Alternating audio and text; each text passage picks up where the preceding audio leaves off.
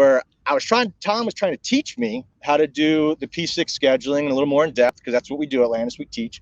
And he said, and I didn't do something right.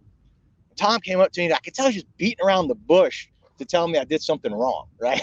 He didn't want to yell at me. He didn't want to say, hey, this was wrong. Eventually I'd be like, Tom, just be direct with me, man. Tell me I messed up. It's okay. I can take it. I could get better. He said, well, this is what you need to do. I was like, all right, thank you. And our relationship just kind of blossomed from there.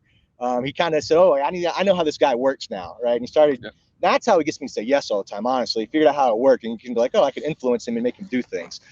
So lean, though.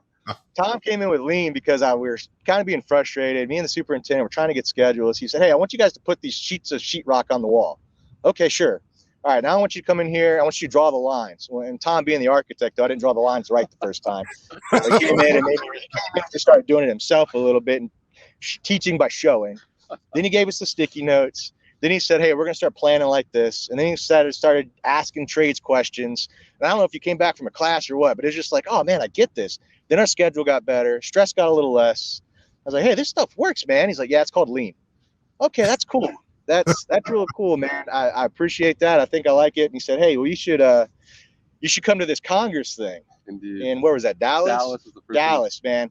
And I was kind of bit off then, but I think Dallas really is where I got hooked.